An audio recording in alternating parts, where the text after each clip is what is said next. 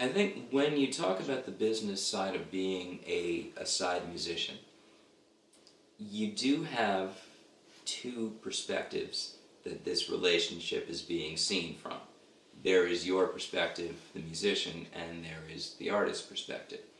And you're going to hear when you talk to people, and I have heard stories that run the entire range from very, very big name artists who treat their musicians like family. And there are people I know who play with big artists who don't even tour all that much, but they're still on a retainer. The expectation is that not only are you first call, but this is first priority. And on that level of gig, if you really are part of the band and you are receiving a salary or something like a salary, where there is a guaranteed amount of money that you are getting, whether it's per gig or a per diem kind of situation, you can be treated very, very, very well. And I know people that have worked with the same artists for years and years and years and years. And then on the other hand, you hear stories about people who play with someone who, through the range of starting out in small clubs, working all the way up to stadiums, and never got a raise from the small club to the stadium gig. And you can view that from any perspective you want to. If you're on the artist side of things and you're looking at your bottom line, then okay, you have to make your decisions. But then you as the musician have to decide, how much do you value yourself? How much do you value this gig? What is in it for you? Are there intangibles that are coming from this? If you're not getting paid as much as you would like to get paid, but there are other things that you can do because of your association with this artist, well, maybe it's worth it for you to stick it out. But I think it's like anything else. If you're in a job that doesn't pay you what you think you're worth, then you probably ought to be looking at what your other options are. That being said, you don't want to have an inflated sense of what you think you're worth. And that cuts both ways. The person who's new to town is going to have a challenge with that. The person who's established in town is going to have a challenge with the people who are new to town and hungry and will work for nothing or next to nothing. And that opens up a whole door and a road that we don't even really need to go down, because that discussion's been going on for... Spend 2 minutes on the musicians section of Craigslist, and 2 minutes on the musicians section of Craigslist will do a lot to erode your faith in humanity. But, you know, you come to town, you're hungry, you're going to take whatever work you can get, but you do want to find the people that are going to recognize and value your time.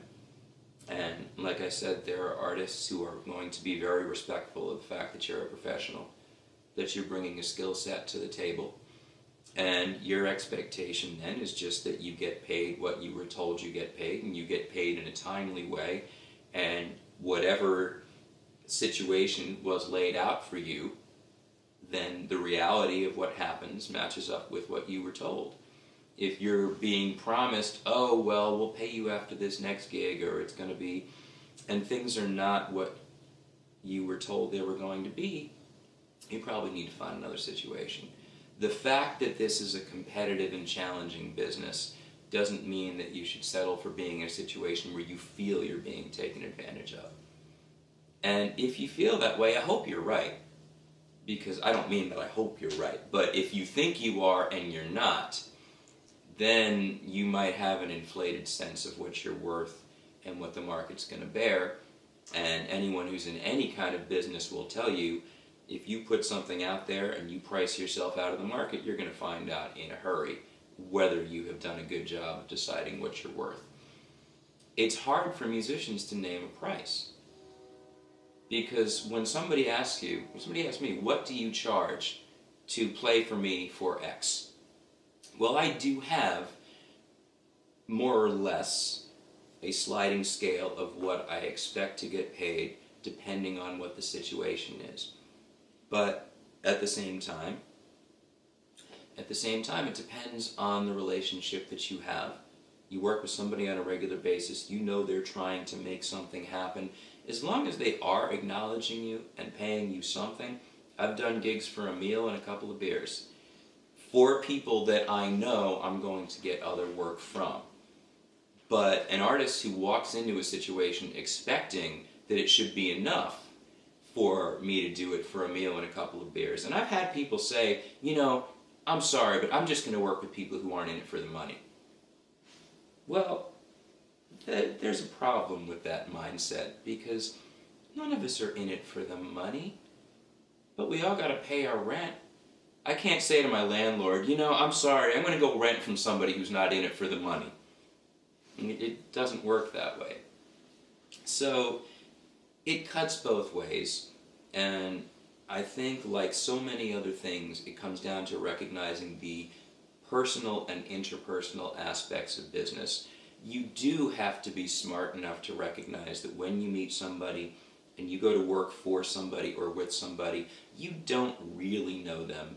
You don't really know how they see things. You can know what you're told, but you have to trust your instincts. You have to be able to read people to a certain extent and have a sense of whether someone is going to treat you like a professional. And you then have to live up to your end of the bargain and be treated like a professional. And if you're showing up late, or if you're showing up and your gear's not working and you're not prepared, if you're getting drunk or you're getting high on the job and you can't function the way that you're supposed to, or it's apparent, that's the worst thing, is first set everything's fine, everyone disperses, come back second set, everything's not fine, well then it's pretty obvious what went on between set 1 and set 2. That's not going to keep you the gig. Whether you think you can handle it or not, what you do is your own business, but what you do on the job is the business of the person that you're working for. And so that's an important thing to keep in mind. That should be a no-brainer, but musicians are kind of funny that way.